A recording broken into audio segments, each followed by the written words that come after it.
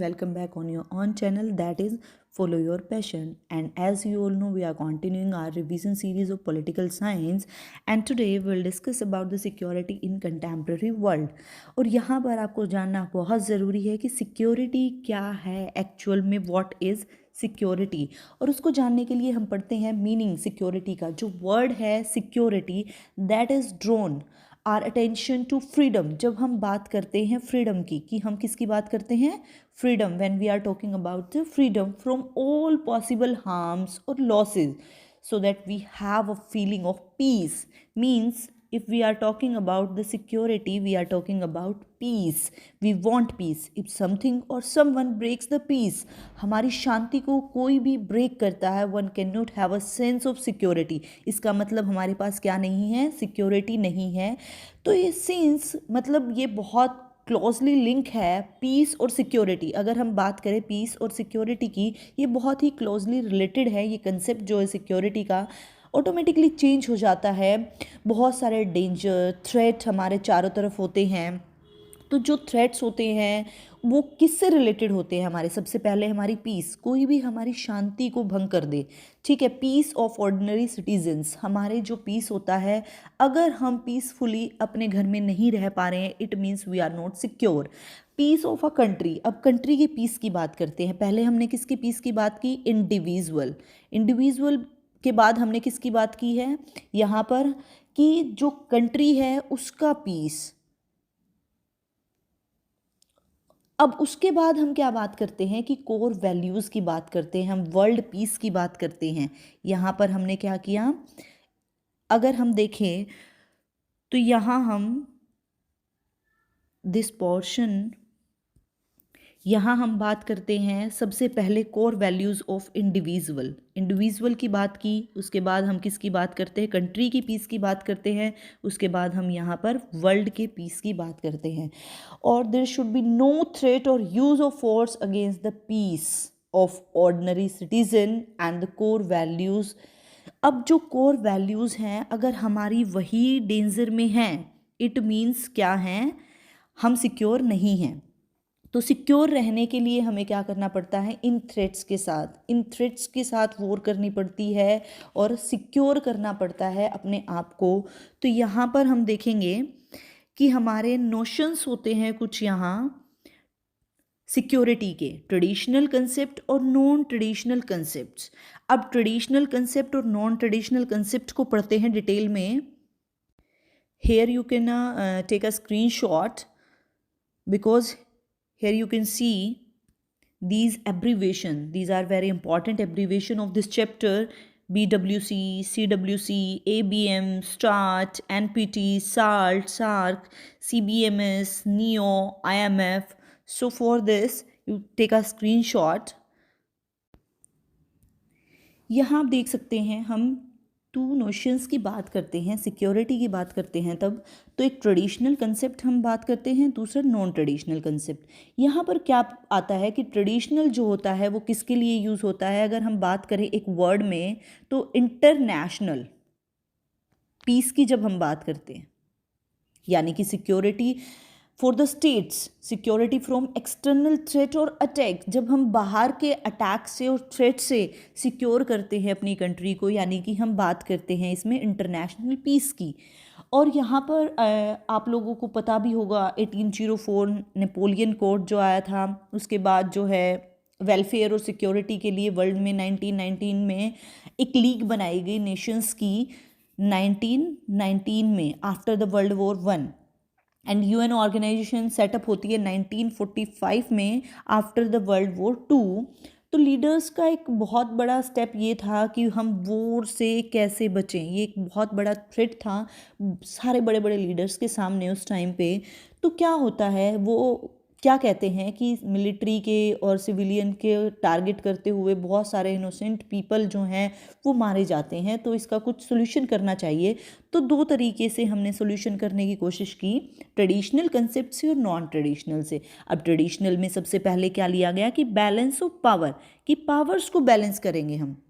अगर पावर्स जो हमारी हैं बैलेंस में रहेंगी, इक्वल रहेंगी, मिलिट्री और पॉलिटिकल पावर्स इक्वल होंगी दो ग्रुप्स में, दो नेशंस में, तो दूसरा नेशन भी सोचेगा अटैक करने से पहले, तो ये अलायंस बनाना, ये पावर्स को मेंटेन रखना भी बहुत ज़रूरी है।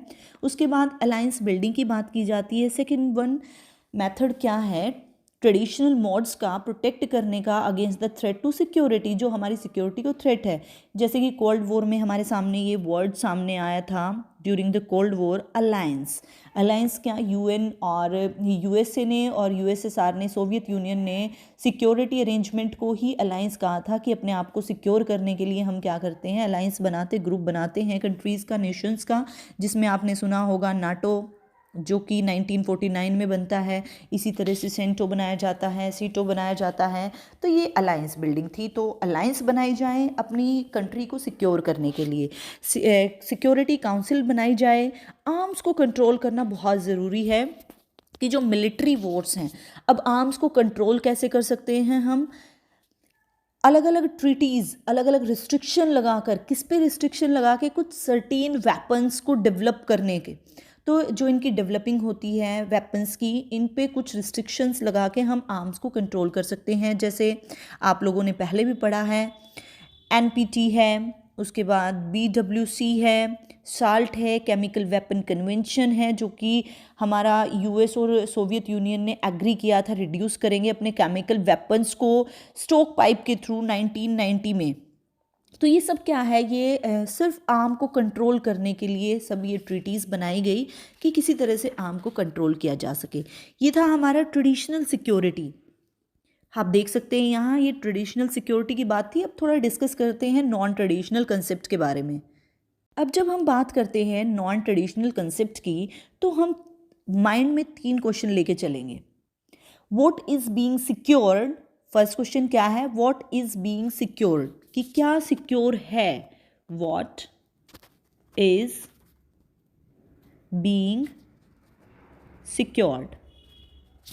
सेकेंड क्वेश्चन हम क्या उठाएंगे, what are the possible threat to human security, कि थ्रेट्स क्या हैं, किसके लिए, ह्यूमन सिक्योरिटी के लिए।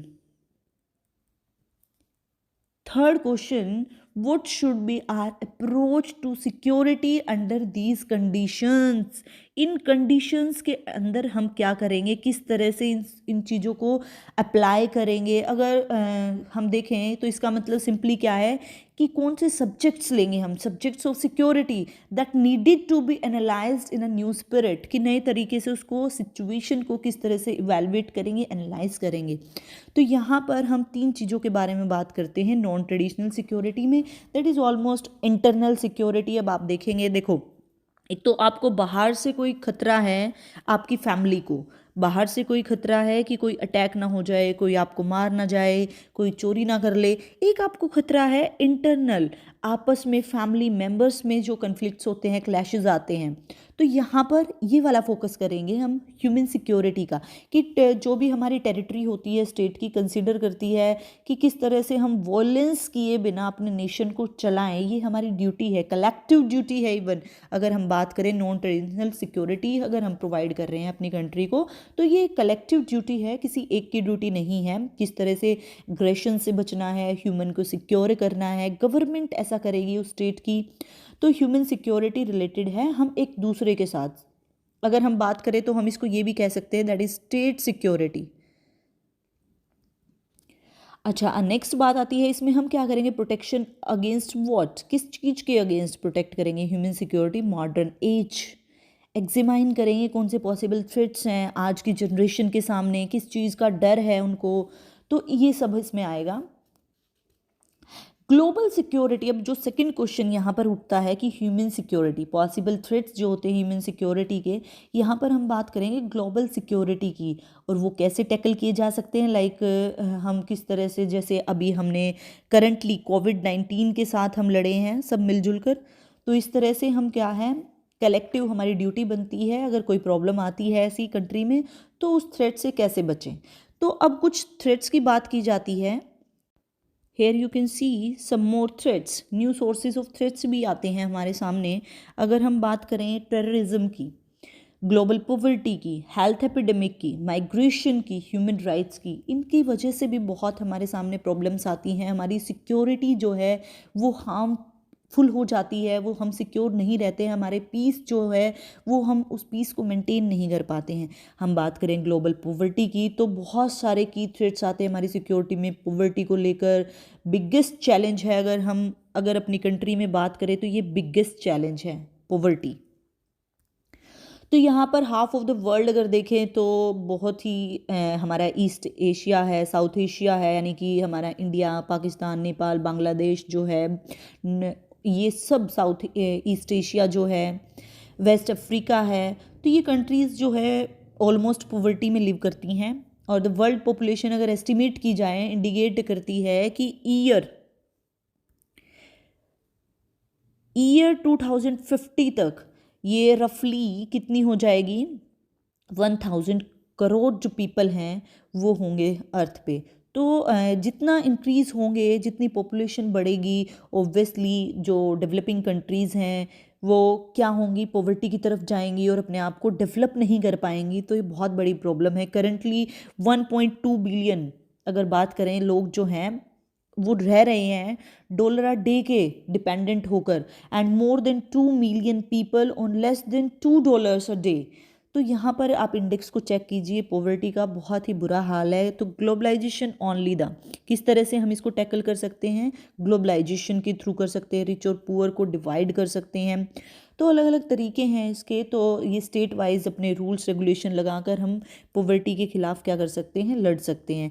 ये बहुत बड़ी प्रॉब्लम्स हैं, टेररिज्म की प्रॉब्लम है, हेल्थ एपिडेमिक है, माइग्रेशन एक बहुत बड़ी कॉम्प्लेक्स फिनोमिना है। अगर बात करें तो इसकी वजह से बहुत सारे फैक्टर्स हैं, जैसे अगर हम इंक्लूड करें तो पॉवर्टी भी इसका एक पार्ट है, लैक ऑफ एम्प्लॉयमेंट अपॉर्चुनिटीज़ भी इसका पार्ट है, एपिसोड ऑफ वायलेंस भी इसका पार्ट है, एक जगह से दूसरी जगह आके लोग वायलेंट भी हो सकते हैं, पॉलिटिकल रिप्रेशन भी एक इसका पार्ट हो सकता है। तो माइग्रेशन जो है बहुत ही कॉमन है फ्रॉम पुअर टू रिचर, कि अगर डेजिग्नेशन की बात करें, नेशंस की बात करें, तो इस केस में जो माइग्रेशन है वो बहुत कुछ गेन करता है। तो फिजिकल एनवायरनमेंट भी होता है, वायलेंस भी आ सकता है इसकी वजह से। तो ये भी एक थ्रेट बना रहता है किसी भी कंट्री के लिए। तो यहाँ से ये हमारे क्या हो जाते हैं, एक्स्ट्रा जो हमारे सोर्सेज हैं, कुछ एक्स्ट्रा थ्रेट्स हैं जो कि हमारे किस में इंक्लूड नहीं किए जाते, ना तो उसमें इंक्लूड किए जाते ट्रेडिशनल में, नॉन ट्रेडिशनल में। ये कुछ हमारे एडिशनल और we can say the current, कि करंट में हमारी सिचुएशन कोई भी हो सकती है, कोई भी किसी भी तरह का थ्रेट जो है वो हमारे सामने आ सकता है। इसको टैकल करने के लिए हमें रेडी रहना चाहिए, किस तरह से हमें इसको टैकल करना है। तो ये हमारा क्या था, ऑलमोस्ट ये चैप्टर कवर हो जाता है यहाँ से।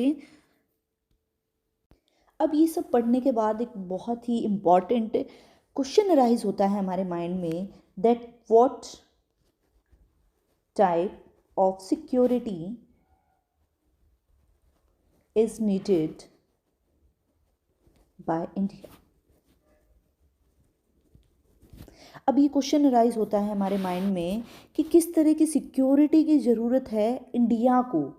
तो यहाँ पर आपका आंसर क्या होगा, फर्स्ट कि हमारा जो डिफेंस है वो बहुत अच्छा होना चाहिए, डिफेंस ऑफ आर टेरिटोरीज और अगेंस्ट द एक्सटर्नल अटैक। कोई भी एक्सटर्नल अटैक होता है तो हमारा क्या होना चाहिए, डिफेंस अच्छा होना चाहिए, अपने डिफेंस को अच्छा रखें। सेकेंड वन कि सिक्योरिटी थ्रेट्स को मीट करने के लिए, उनसे बचने के लिए हमें क्या करना है, अपने रीजन्स को सिक्योरिटी प्रोवाइड करनी है, ठीक है। उसके बाद अगर हम बात करें अपोजिंग कॉलोनिज्म, इसके खिलाफ रहना है और यूएन की एक एजेंसी बनकर रहना है, पार्टिसिपेट करना है, ज़्यादा से ज़्यादा अलाइंसेस बिल्ड करनी है। उसके बाद मेन हम क्या बात करते हैं कि पॉवर्टी एलिवेशन प्रोग्राम, यानी कि PAP, पॉवर्टी एलिवेशन प्रोग्राम्स, ये प्रोग्राम्स प्रोवाइड कराने हैं, जिसके अंडर क्या होता है कि 100 दिन का एटलीस्ट एम्प्लॉयमेंट क्या होता है, 100 डेज़ का एम्प्लॉयमेंट हर एक रूरल हाउस होल्ड में दिया जाए, सबको मिले। अब ये देखिए हम किस तरह से सिक्योरिटी, अब हम इंटरनल और इंटरनल दोनों की बात कर रहे हैं। हम कैसे इंटरनली लोगों को खुश रखें, किस तरह से हम उनको आउटसाइड से, आउटर जो है, एक्सटर्नल जो है थ्रेट्स है उससे बचाएं। तो इन सब सिक्योरिटीज़ की इंडिया को रिक्वायरमेंट है। So this was all about the security in contemporary world. इस चैप्टर में ये ओवरऑल ऑलमोस्ट कंप्लीट रिव्यू दिया है मैंने आप लोगों को। इजीली आप यहाँ से इसको रिवाइज कर सकते हैं, नोट्स बना सकते हैं, शॉर्ट नोट्स। और इस टाइम पे रिवीजन की बहुत ही ज़रूरत है कि क्विक रिवीजन कर सकें आप। And if you require the important questions of this chapter then message me. हम नेक्स्ट वीडियो में इसके इंपॉर्टेंट क्वेश्चंस को डिस्कस करते हैं। Thank you for watching.